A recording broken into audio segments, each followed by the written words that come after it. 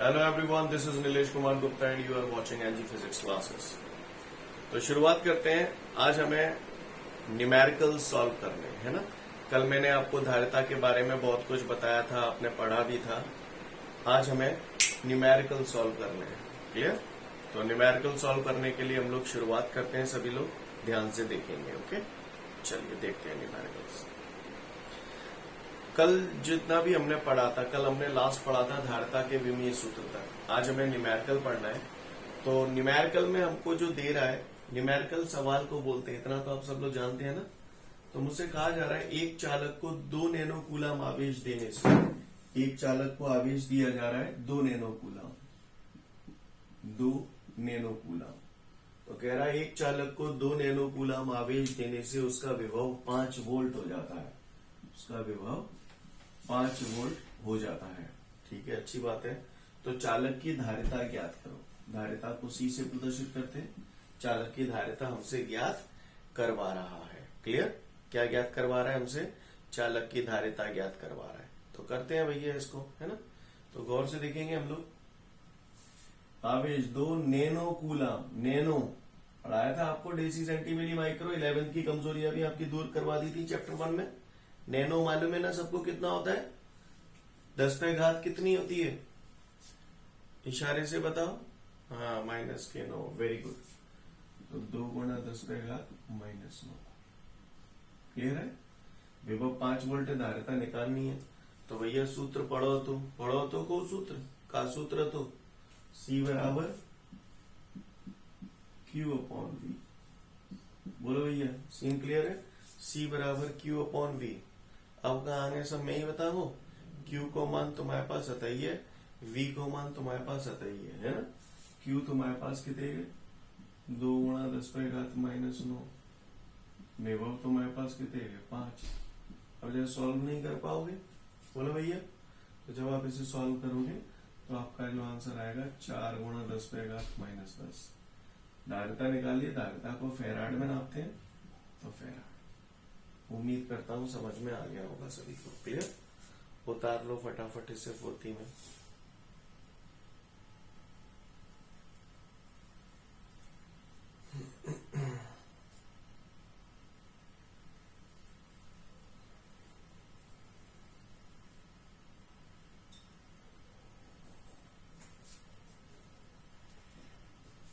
इसके बाद अब हम लोग चलते हैं अगले सवाल की तरफ।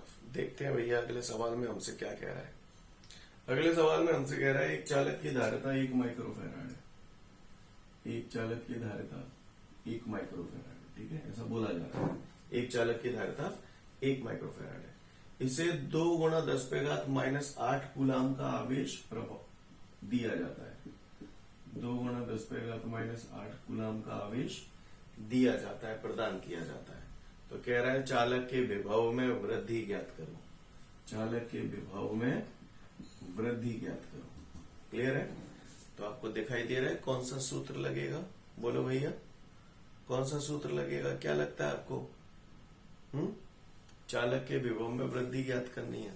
तो ले देखें, सूत्र तो वो ये की है, आपको दिख रहा है यहाँ पर। आपको C दिया गया है, Q दिया गया है और V के बारे में जानना चाहता है। तो वो मालूम है C बराबर होता है Q/V। पढ़ा है मैंने?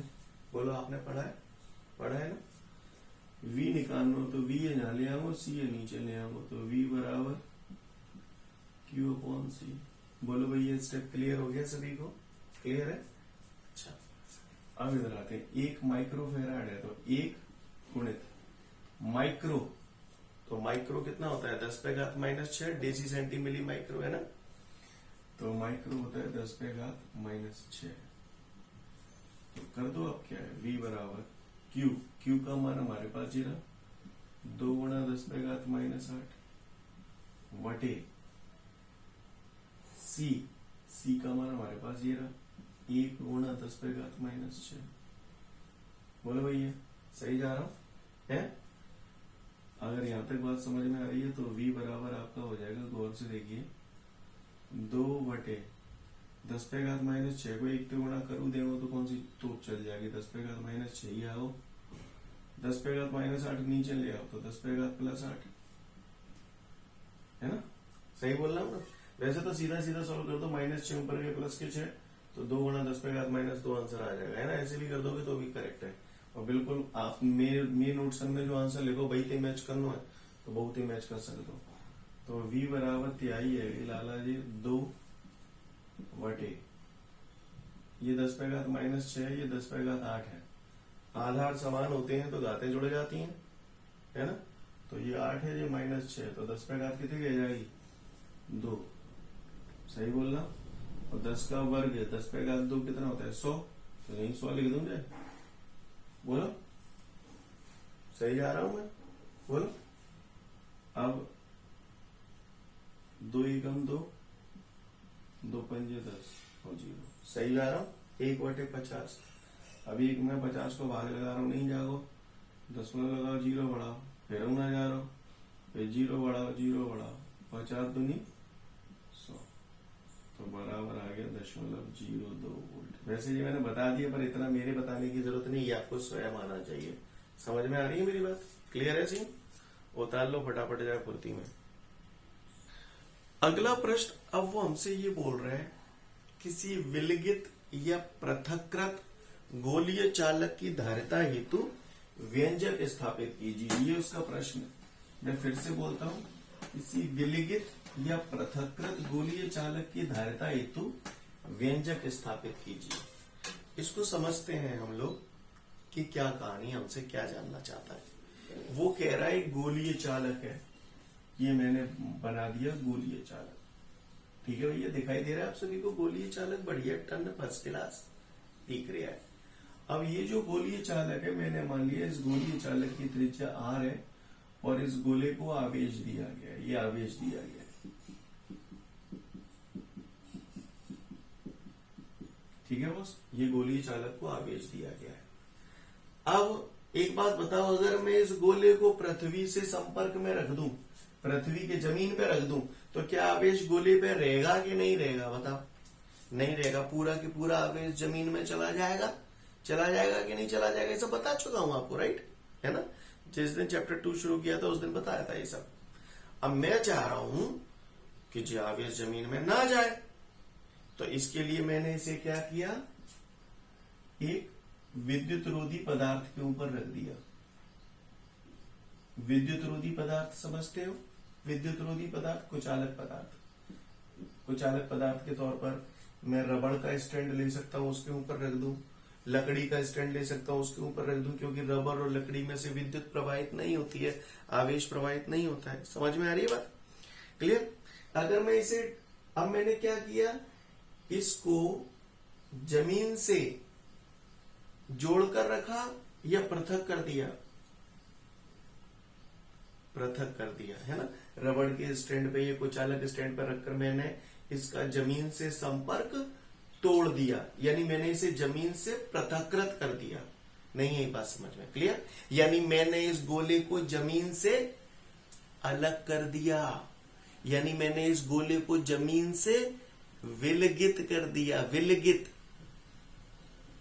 क्लियर। विलगित, जैसे ये मेरा हाथ है, ये गाल से अभी लगा हुआ है, लगित, क्लियर। और अब विलगित, विलगित यानी अलग कर देना किसी चीज से, नहीं यही बात है। जैसे बोलते हैं वियोग, वियोग में क्या होता है, दो चीजें एक दूसरे से अलग हो जाती हैं, ऐसे विलगित, लगित माने लगना, विलगित माने ना लगना। तो अब ये जमीन से लगा हुआ है क्या, नहीं लगा हुआ, ये जो बीच में कुचालक स्टैंड आ गया, इसने इसका जमीन से संपर्क तोड़ दिया, क्लियर है। अब ये कैसा गोलीय चालक है, या तो विलगित गोलीय चालक बोल दू या पृथक्कृत गोलीय चालक बोल दू, बात एक ही है।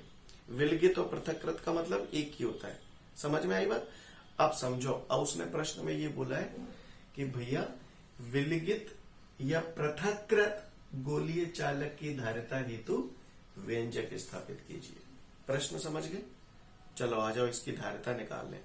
भैया ज्यादा पढ़े लिखे नहीं है, पर हमने बचपन में पढ़ा है, धारिता का सूत्र होता है C बराबर Q/V। जाते ज्यादा हम कछु जानते ना, सही बोलना, जाते ज्यादा हम कछु जानते ना, है ना। गोलीय चालक की धारिता का सूत्र यही तो होता है। बोलो भैया, किसी को कोई परेशानी इसमें। अच्छा, अगर ये बात आपको समझ में आ रही है तो आगे देखते हैं, ध्यान से समझेंगे हम लोग। C बराबर Q अपॉन V हमने रख दिया, तो C बराबर Q। अब बात आती है विभव। तो भैया गोलीय चालक है, गोलीय चालक के पृष्ठ पर विभव हमने पढ़ा था, सूत्र V बराबर 1/4πε0 के Q अपॉन R। हम यहाँ पर त्रिज्या इसकी कैपिटल R से शो कर रहे हैं, इसलिए कैपिटल R लिख दिया। स्मॉल r लिखते तो स्मॉल r लिख देते, जो लिखोते लिख दो। समझ में आया स्टेप भैया कि नहीं आया? आ गया समझ में स्टेप सभी को? बोलो, बोलते क्यों नहीं हो? क्या हो जाता है तुम्हें? कट गए, Q से Q कट गए। अब ये 4πε0 KR बचा। 4πε0 KR कहां पहुंचाए तुम? ऊपर पहुंच जाओ, तो C बराबर आ गया 4πε0 KR। राइट गाइस, ये आ गया सूत्र। क्लियर? किसी ने पूछा गोलीय चालक की धारिता है तो व्यंजक स्थापित कीजिए, तो जे आएगा सूत्र गोलीय चालक की धारिता का। ठीक है, मात्रक फैराड, ऐसा ही पद्धति में सूत्र आया है। क्लियर? आगे बढ़ते हैं। वैसे तो ये यहाँ खत्म हो गया। अब मान के चलो गोला कोई माध्यम हमें नहीं दिया, तो हम K की जगह 1 भी मान सकते हैं। बोलो, है ना? तो हवाई निर्वात हेतु K बराबर 1 धर दोगे तो क्या हो जाएगा? C बराबर 4πε0R। क्लियर है? बात समझ में आ रही है? बोलो, है? अच्छा, अब ये जो सूत्र आ रही है तो ऐसा ही पद्धति में आ रहे हैं भैया। किसी ने पूछा CGS पद्धति में, तो मोह मालूम है CGS पद्धति में जब भी हम निकालते हैं तो 4πε0 हटा देते हैं। बोलो, तो 4πε0 हटा देते हैं, तो जी हट जाओगे तो C बराबर का है जाओगे। क्लियर? अब CGS पद्धति में धारिता का मात्रक क्या होगा? तो मात्रक हो जाएगा बेटा स्थैत फैराड। मैं उम्मीद करता हूं आप लोगों को मेरी बात समझ में आ गई होगी। In clear? अगर किसी ने बोला, ऐसे पूछता है कई बार, तो अब डरप मत जाना, बताना उसको। क्लियर? वो कई तरीके से पूछ सकता है। ठीक है?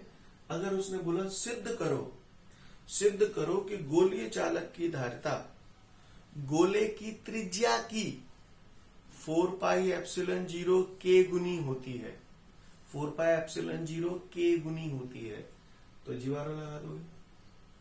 इससे ये बात सिद्ध होगी कि गोलीय चालक की धारिता गोले की त्रिज्या के 4πε0 K गुनी होती है। समझ गए? अगर उसने बोला सिद्ध करो कि गोलीय चालक की धारिता गोले की त्रिज्या की 4πε0 गुनी होती है, तो आप यहां तक चटका देना। समझ गए? अगर उसने बोला सिद्ध करो गोलीय चालक की धारिता गोले की त्रिज्या के बराबर होती है, तो जहां तक चटका दो। समझ में आ रही है बात? क्लियर? वैसे ये यही खत्म हो गया, पर जैसा पूछे उस हिसाब से चमका देना। उम्मीद करता हूं मेरी भाषा आप लोगों के समझ में आई गई होगी। क्लियर है? तो जल्दी से फटाफट पढ़ लो इसे अपने नोट्सों में। तो बेटा अगला प्रश्न हमारे सामने जो है वो है चालक की धारिता को प्रभावित करने वाले कारक। तो चालक के धारिता को प्रभावित करने वाले कारकों की अगर मैं बात करूं, है ना, चालक की धारिता को प्रभावित करने वाले कारकों की अगर मैं बात करूं, वो पूछ रहा है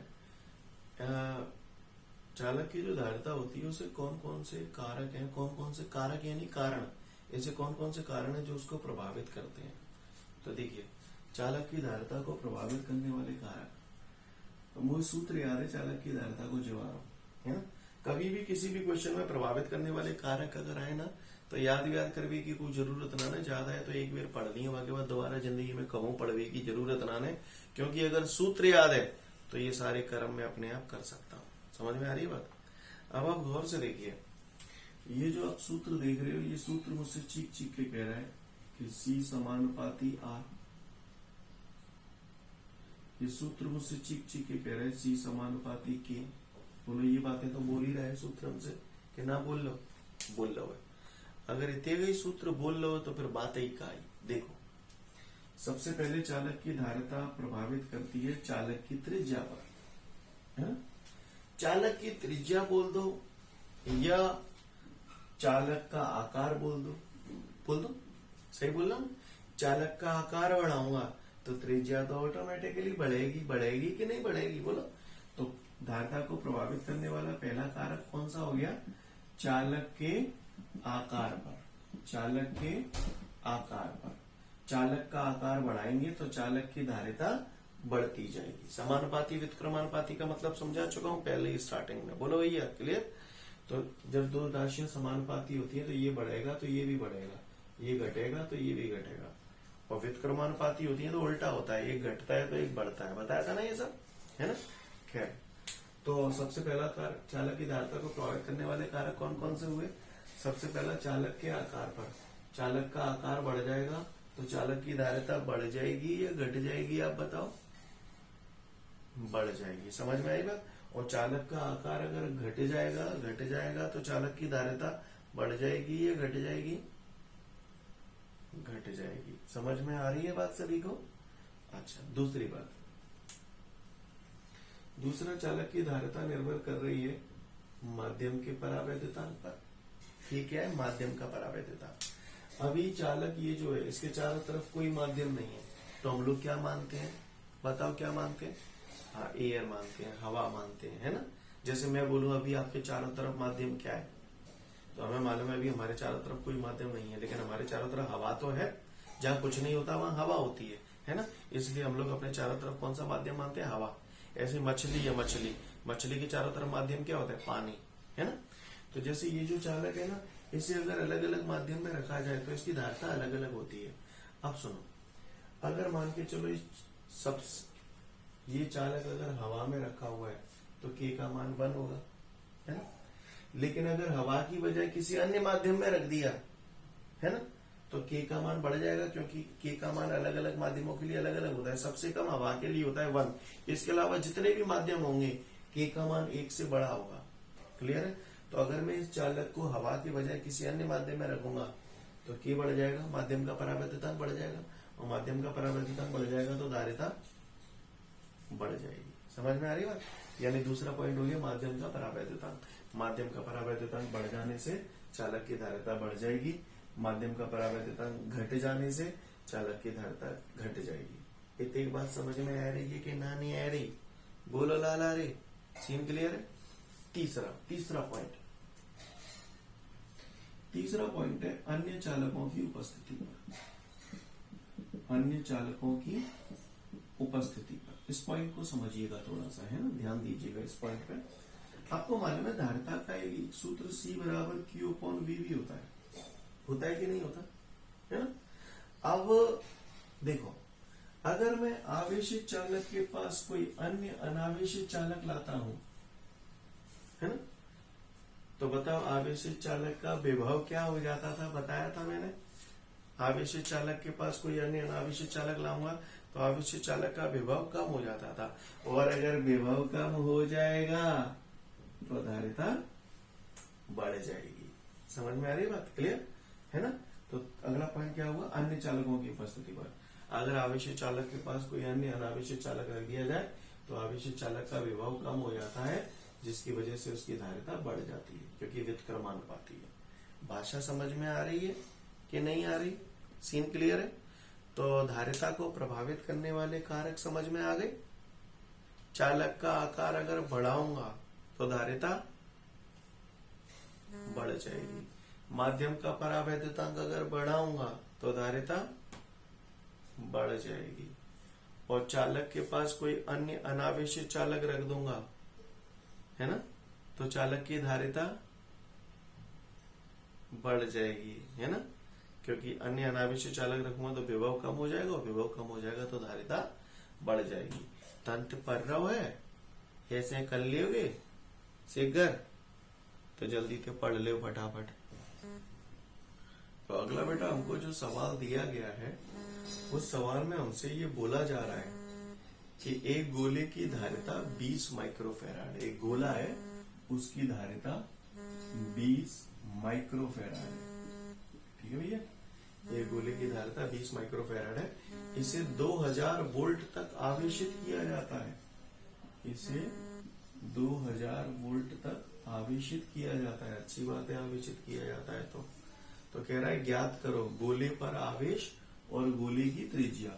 यानी नंबर 1 हमें गोले पर आवेश ज्ञात करना है, और दूसरा हमें गोले की त्रिज्या ज्ञात करनी है। ये 2 प्रश्न है हमारे सामने। क्लियर है, बात समझ में आ रही है सभी को। ओके, क्वेश्चन समझ में आया सभी को कि नहीं आया, पहले तो ये बताओ। फिर से बोल रहा हूँ क्वेश्चन।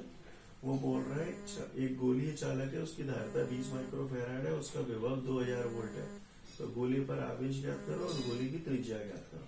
तो आ जाए चट्टे कराने। 20 माइक्रोफैराड है, माइक्रो कितना होता है, हाँ वाले यूज करो तो 10⁻⁻⁶। देख रहे हो बेटा 11th के डेसी सेंटी मिली माइक्रो कराए थे, कितने काम आ रहे हैं यार, सवाल में लग रहे हैं। क्लियर, बाटे में अगर नहीं बता तो झुंझुना सो बच जा। तो क्लियर, क्यों निकालना है, ठीक है। सी मोए दो है, वी मोए दो है, तो भैया मेरा एक सूत्र सुनो, अपन को ये सूत्र मालूम है, सी बराबर क्यू अपॉन वी। बोलो मालूम है कि ना मालूम, मालूम है। तो कैंची गुणा कर देंगे, तो क्यू बराबर सी वी। मैं बेर बेर रोज रोज तुमसे बोलवे करेंगे, तुम बोलवे करो, चूतिया बनती है पर काम बनेगा। अपन बोलते ना क्यों, ऐसा क्यों बोलते ना अपन, क्यों। और यूपी में क्यों को क्या बोलते हैं, जैसे अपन बोलते क्यों बे, बोलते ना क्यों बे, तो यूपी में क्या बोलते हैं, यूपी में मालूम है क्यों बे, हैं क्यों बे नहीं बोलते, क्यों बे मालूम है आपको। तो मैं बोलूंगा क्यों बराबर, तो तुम बोलो क्यों बे, क्यों बराबर चूतिया बनती है पर याद हो जाएगा, क्यों बराबर क्यों बे, ये सूत्र है। तो आवेश क्यू बराबर क्यों बराबर क्यों बे, बोलो, बोलना कंपलसरी है, कभी नहीं रैपट दूंगा खींच के। क्यों बराबर क्यों बे, क्यों बराबर क्यों बे। सीन क्लियर है। सी को मान पको पकाओ धरवाएंगे, तो 20 गुणित 10⁻⁻⁶, ठीक है, गुणित विभव पको पकाओ धरवाए 2000। बोलो भैया, है यहां तक बात समझ में आ रही है सभी को कि नहीं आ रही। अब आई हूं, तुम मेरी भरोसे होगी कि मैं ही कछु करूं, हैं।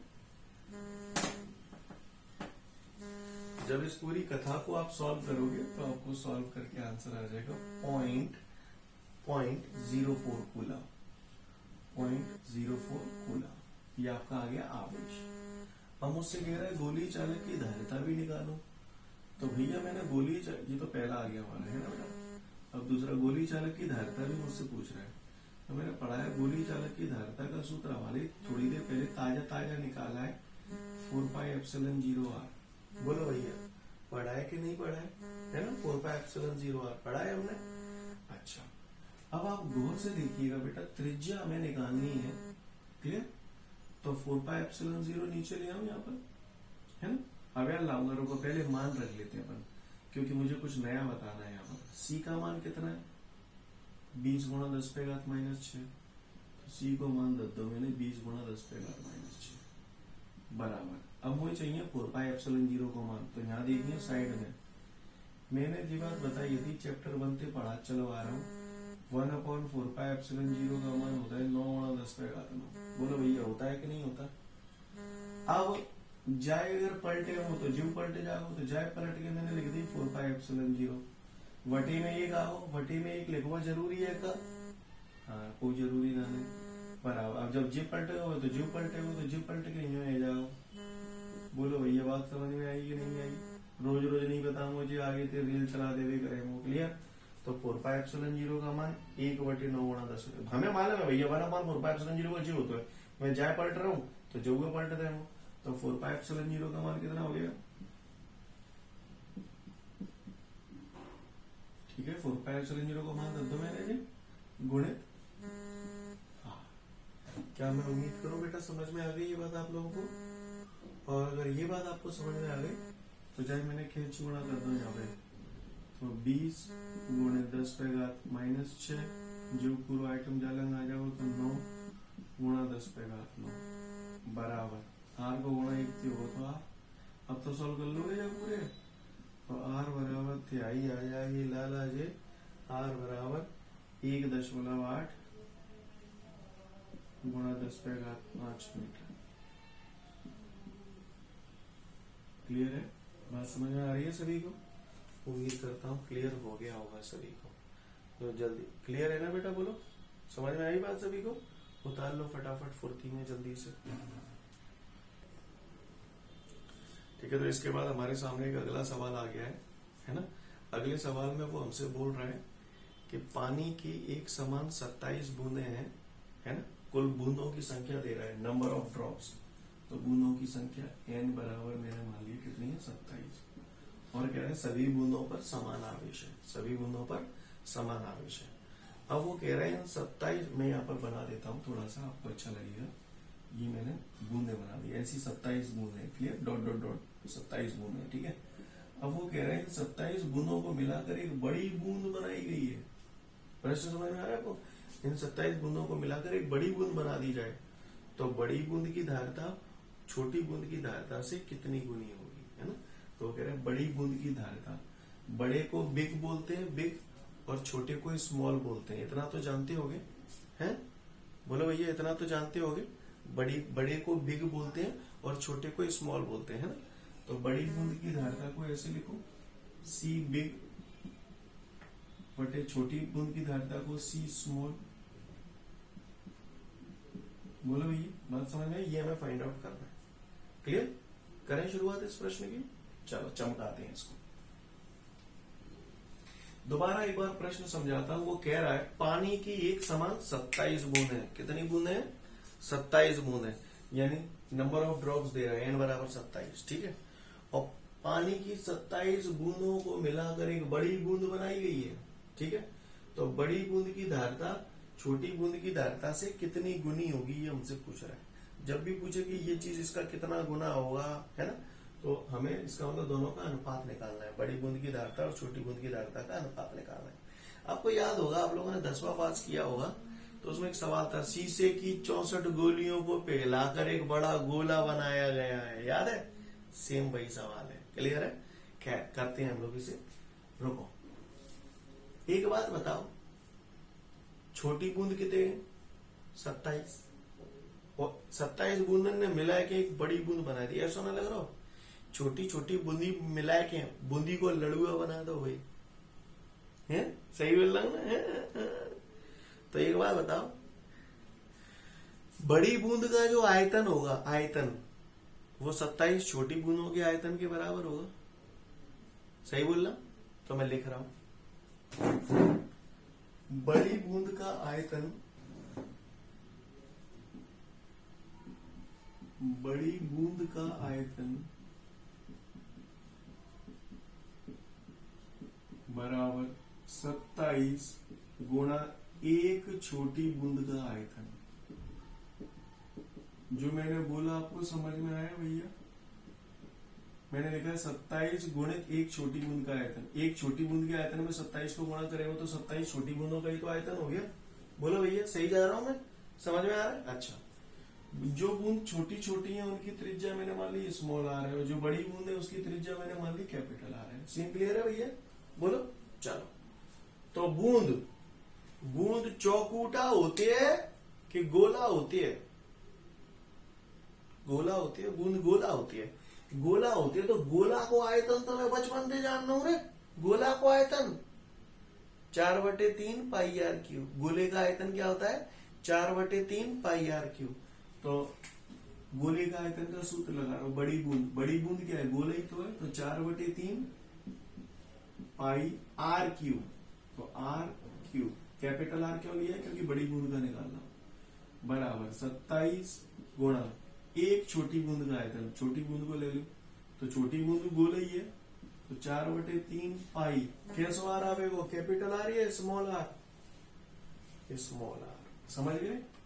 तंत्र पढ़ रहा है? पढ़ रहा है ना पढ़ रहा हो? 4 पाई थे 4 पाई टोदम, बोलो। 3 थे 3 फोदम, बोलो। चलो, तो आर क्यू बराबर 23 है गई लाला। 27 से जो लिख दो 3 क्यू, सब क्यू क्यू में आ रहे हैं तो जब वो लिख दी तो जब बेचारा पूरा मान जाओ। सीन क्लियर है? 27 को 3 का क्यू लिख सकता हूं। 3 को क्यू तो 9 होता है। 3 को क्यू 9, अच्छा 9 ना हो 27 होता है। जानता हो? बड़े जानकार हो। क्लियर? हाँ, वेरी गुड। 3 का क्यू, कहीं टे सुझा में ऐसे बैठे होंगे, 3 का क्यू तो 3 3 का 9 ही तो भाई। 27 कहाँ थे? पागल से जने कहाँ थे चले आते हैं। चलिए, खैर जैसा भी है। तो जाए मैं ऐसे बोलता हूं, आर क्यू बराबर जो पे क्यू है, जो पे क्यू है तो होल क्यू। बोलो चलो, तो क्यू से क्यू कट जाओ तो मुझे कहा हासिल है जाओ आर बराबर 3r, समीकरण नंबर 1। बात समझ में आई लाला रे कि ना नहीं आई? आई गई? सीख गए? चलो आया तो फिर क्या है वो खेल।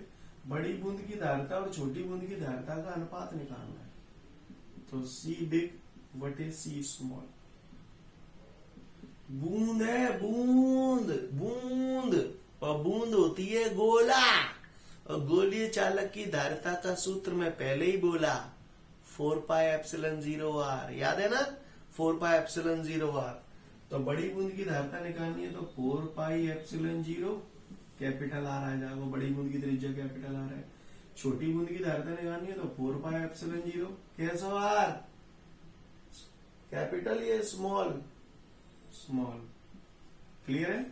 4 पाई थे 4 पाई टोद दऊ, ε0 थे ε0 खोद दऊ, तो आर बटे आर, कैपिटल आर का के बराबर है 3r के। तो कैपिटल आर की जगह मैंने कहा था नहीं कर ले तो सी बिग बटे सी स्मॉल बराबर कैपिटल आर की जगह 3r तान हो बटे आर, आर आर आर जर आर आर। क्लियर? सही बोल रहा हूं? यहां तक दिख रहा है आपको? मैंने बोर्ड पे जो लिखा है वो अच्छा इतने भी दिख रहा है तो फिर बात ही का आई। तो जब कैंची गुणा कर दे हम तो सी बिग बराबर 3 गुणित सी स्मॉल। बोलो भैया समझ में आ गया? पूछ रहा है, बताओ तुम बताओ, बड़ी बूंद की धारिता छोटी बूंद की धारिता की कितनी गुनी होगी? 3 गुनी होगी। समझ गए? क्लियर है? समझ गए? कभी भी गुना पूछता है ना तो अनुपात निकाल लेते हैं। तो अनुपात निकालने से क्या होता है, कैंची गुणा करके हमें ये तुरंत पता चल गया कि भैया इतनी गुनी होगी। समझ गए ना मेरी बात को? तो उतार लियो फटाफट फुर्ती में, राजा बेटा की तरह जल्दी थे।